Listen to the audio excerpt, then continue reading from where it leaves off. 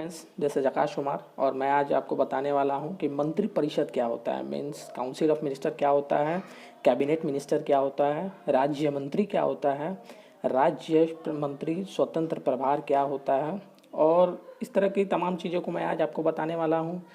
तो चलिए स्टार्ट करते हैं। सबसे पहले स्टार्ट करते हैं कि काउंसिल ऑफ मिनिस्टर और कैबिनेट मिनिस्टर क्या होता है। तो काउंसिल ऑफ मिनिस्टर से स्टार्ट करते हैं कि काउंसिल ऑफ मिनिस्टर जो होता है एक बहुत बड़ी संस्था है जिसके अंदर कैबिनेट मिनिस्टर, राज्य मंत्री स्वतंत्र प्रभार, उप मंत्री, इसके साथ साथ विभाग विहीन मंत्री आते हैं। इसमें सरकार की तमाम मंत्री आते हैं, सरकार के तमाम जितने मंत्री होते हैं सब आ जाते हैं। जबकि कैबिनेट मिनिस्टर की बात करें तो वो एक छोटी संस्था है। अब चलिए बात करते हैं कैबिनेट मिनिस्टर के बारे में। कैबिनेट मिनिस्टर क्या होता है? कैबिनेट मिनिस्टर कैबिनेट मिनिस्टर वे मंत्री होते हैं जिनके अंदर किसी मंत्रालय का प्रभार दिया जाता है, उनको किसी मिनिस्ट्री का हेड बनाया जाता है, उनको मंत्रिमंडल की बैठकों में आमंत्रित किया जाता है। इसके अब बात करते हैं राज्य मंत्री क्या होते हैं। राज्य मंत्री वैसे मंत्री होते हैं जैसे मान लीजिए एक कि कैबिनेट मिनिस्ट्री हो गया कोई भी, तो मिनिस्ट्री में बहुत सारे विभाग आते हैं। जैसे बात करें अगर वित्त मंत्रालय की, तो वित्त मंत्रालय में बहुत सारे विभाग आते हैं। जैसे कि किसी विभाग को बजट बनाना है, किसी विभाग को टैक्स का कितना आ रहा है कितना जा रहा है इसका ये डाटा रखना है। तो इसके लिए बड़े बड़े मंत्रालयों को विभागों में बांटा जाता है और इन विभागों के हेड को राज्य मंत्री कहते हैं। अब इसके बाद बात करते हैं राज्य मंत्री स्वतंत्र प्रभार। राज्य मंत्री स्वतंत्र प्रभार कौन से मंत्री होते हैं? राज्य मंत्री स्वतंत्र प्रभार वैसे मंत्री होते हैं जिसे किसी विभाग का प्रमुख जिसे किसी मंत्रालय का प्रमुख बनाया जाता है। इन्हें प्रधानमंत्री कभी कभी मंत्रिमंडल की बैठक में आमंत्रित करता है। तो अब आप बोलेंगे कि फिर इसमें अंतर क्या है, कैबिनेट मिनिस्टर और राज्य मंत्री स्वतंत्र प्रभार में अंतर क्या है? तो अंतर यही है कि जो कैबिनेट मिनिस्टर होते हैं वो पार्टी में बहुत पहले से ही होते हैं, उनका बहुत पार्टी में नाम होता है। और जो राज्य मंत्री हैं वे नए राज्य मंत्री स्वतंत्र प्रभार है, वे नए पार्टी को ज्वाइन किए रहते हैं। तो इससे पार्टी में डिसिप्लिन भंग नहीं हो, तो इसलिए उनको कैबिनेट मिनिस्टर का दर्जा नहीं दिया जाता है। वे मुख्यमंत्री नहीं प्रधानमंत्री के खास होते हैं। प्रधानमंत्री को उनकी कार्यशैली अच्छी लगती है और प्रधानमंत्री सोचते हैं कि इनको एक ऐसा विभाग दिया जाए जिसमें किसी भी मंत्रालय किसी भी बड़े मंत्री का उसमें इंटरफेयर नहीं हो। तो इसलिए वे उनको कि किसी मंत्रालय का हेड बनाते हैं। और जो अंतर तो मैंने बताया कि क्यों इनको कैबिनेट मिनिस्टर नहीं कहा जाता है, और इसलिए बता ही दिया मैंने कि इसीलिए नहीं कहा जाता है। अब इसके बाद आते हैं आपके उप मुख्यमंत्री नहीं, उप मंत्री।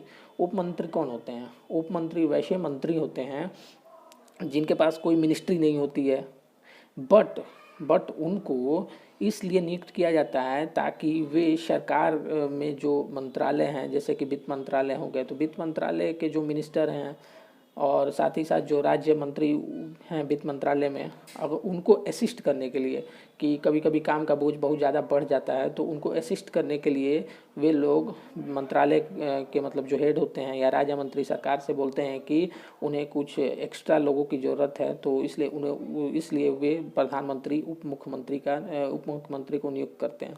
इसके बाद आते हैं विभाग विहीन मंत्री। विभाग विहीन मंत्री कौन होते हैं? विभाग विहीन मंत्री वैसे मंत्री होते हैं जिनके पास कोई विभाग नहीं होता है, मीन्स कोई भी ना विभाग होता है ना मिनिस्ट्री होता है। तो अब आप पूछेंगे फिर ये ऐसा होता नहीं है तो उनको क्यों बनाया जाता है, उनको मंत्रियों जैसे वेतन भत्ते एक्सेट्रा क्यों दिए जाते हैं? तो इसका आंसर ये है कि कभी कभी सरकार गठबंधन की बनती है और गठबंधन के दबाव को फुलफिल करने के लिए सरकार क्या करती है कि विभाग विहीन मंत्री को बना देती है।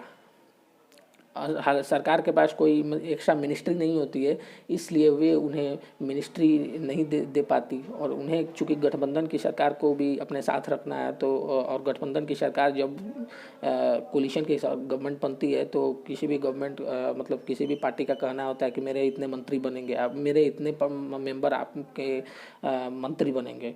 तो इस को फुलफिल करने के लिए प्रधानमंत्री क्या या मुख्यमंत्री उसको क्या करते हैं कि कि विभाग विहीन मंत्री बनाते हैं।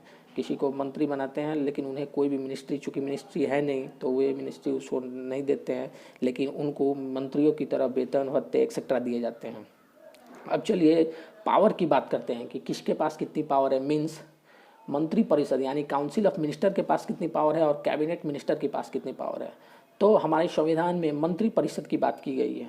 मीन्स हमारे संविधान में कोई भी डिसीजन लेने वाला जो बॉडी को बनाया गया है उसे मंत्री परिषद कहते हैं। बट अगर वैधानिक रूप से देखा जाए, अगर व्यवहारिक रूप से देखा जाए तो मंत्रिमंडल ही ऐसी मंत्रिमंडल ही ऐसी इंस्टीट्यूशन होती है जो कि सारे डिसीजन लेती है। जैसे कि अगर आप बात करें तो प्रधानमंत्री ही राष्ट्रपति को बोलता है, मंत्रिमंडल यानी कैबिनेट मिनिस्टर को की डिसीजन को ही प्रधानमंत्री राष्ट्रपति से बोलता है कि यही मंत्रिपरिषद का निर्णय है, इसे आप लागू कीजिए। तो इसी तरह तो आप देख सकते हैं कि कैसे मंत्रिपरिषद सैद्धांतिक यानी हमारे फंडामेंटल राइट यानी हमारे कॉन्स्टिट्यूशन में दिया गया, नॉट फंडामेंटल राइट, हमारे कॉन्स्टिट्यूशन में ये बात की गई है कि मंत्री परिषद के पास ही सारी पावर है।